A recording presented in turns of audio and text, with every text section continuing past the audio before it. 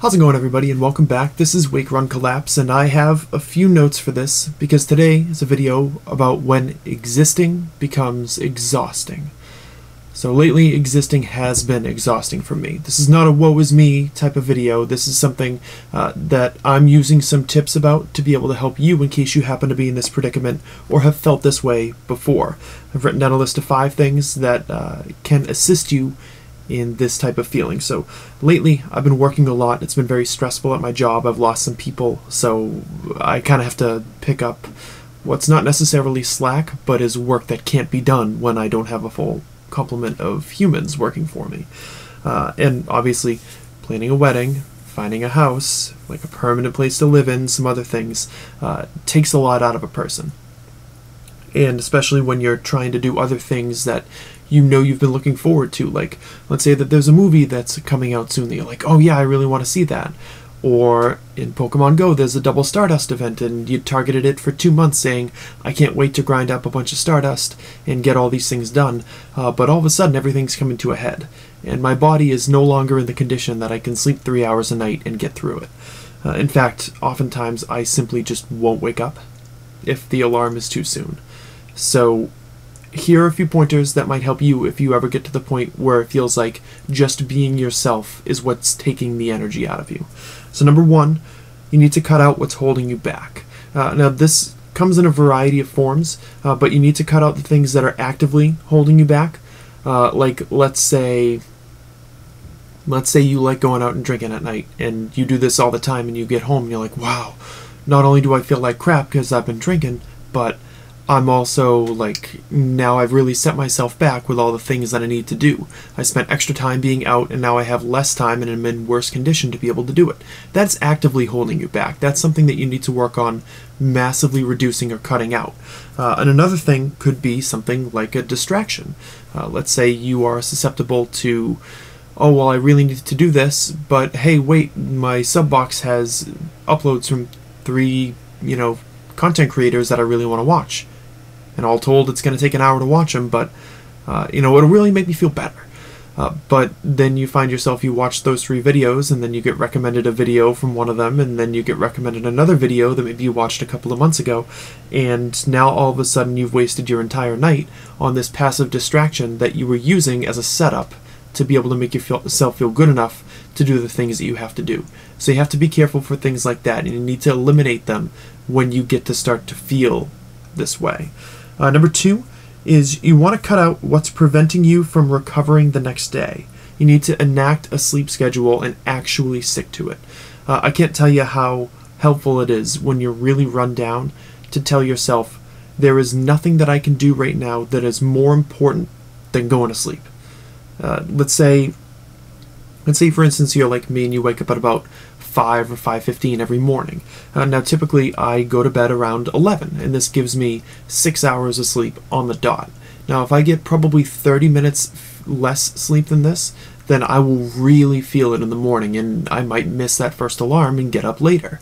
And therefore, when I'm starting to feel this way, it's very helpful to take one night that you find and really catch up on sleep that you've lost, not catch up on sleep that you're going to lose. Stick to that. If you know you need 6 hours, get your 6. If you know you need 7, get your 7. And if you could benefit from having an extra hour's sleep to be able to feel refreshed the next day, then that's what you have to do. You have to take care of yourself, which is going to be another point that pops up later. But you need to make sure that you are preparing yourself to be able to handle it. If you get sick, you're not going to be able to do anything. Number 3 on the list is looking at how effective you are in clearing out your priorities. Now this is something that a lot of people don't really think about too much, and it kind of baffles me.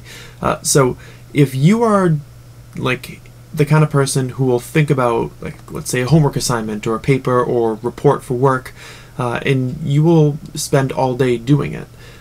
Now you have to think about how effective you're being in completing this task. Oftentimes you will be far more effective if you complete 30 minutes of really focused effort rather than spending an hour and a half just half-assing it. for lack of better phrasing. If you're dilly-dallying around, if you're just looking at it, tapping your thumb, and poking the pen against your mouth and saying to yourself, well, what should I do now? Well, what did I do last time? Well, how about this? Well, if you have that focused effort, even if you set a timer for yourself that says, on this interval, this 20 to 30 minutes, I'm going to bang out this, this, and this, and I'm going to work until that timer goes off. I swear to you it's going to help you.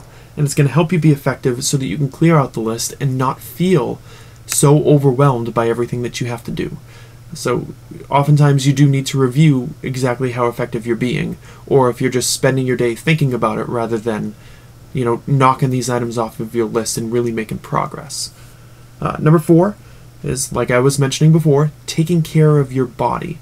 But this is done in a variety of ways. So going for a walk in the middle of your day, you've been sat at a desk for a while, what's going to make you feel better? Watching a booster box opening? Subscribe to Wake Run Collapse. Or what about going for a walk around your neighborhood for an hour and a half? Spending 30 minutes being outside, being a little bit active. What about stretching to relieve some tension?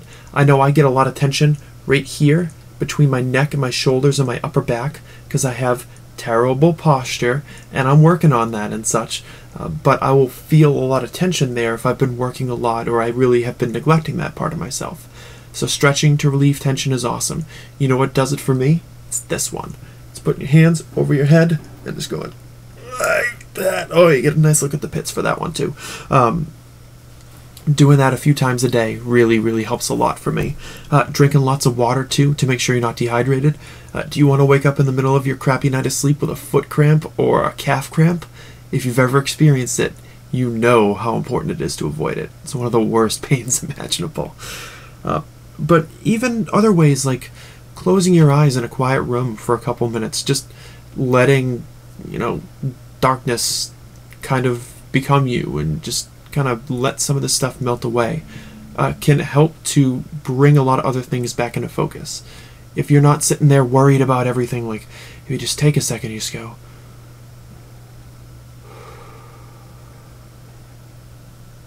it really might help. It really might help. It's certainly worth a shot. And if you need to incorporate this into your daily lifestyle to take care of your body, then this is something that you can do to improve your endurance for getting through the things that you must do. And number 5, and this is to be done after points 1 through 4, after you've done all of those things, what you got to do is do a real objective review of everything that you do. I mean, sometimes your actions are temporarily necessary to achieve an end, and sometimes they're not.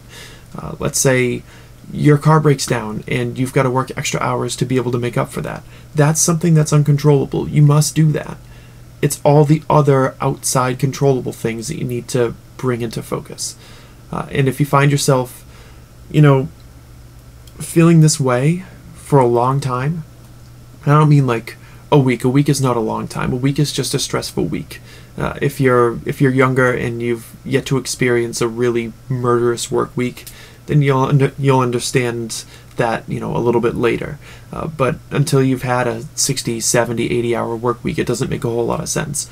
You'll get snappy with people. You'll be short with people that you love, and people are going to have to understand the fact that you've got to do this.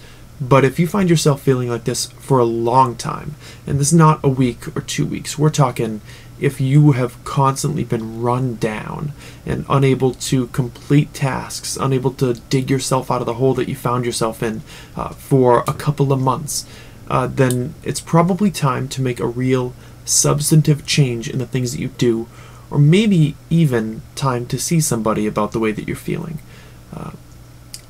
I've got to continue to make videos. That's not a compulsion. I have to do it.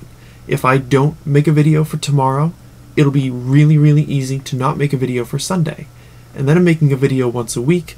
The end of the channel doesn't come, and a lot of the things that I want to accomplish and really have set for a goal for myself are not going to be done. Does this cause a little bit of stress for me? Yeah.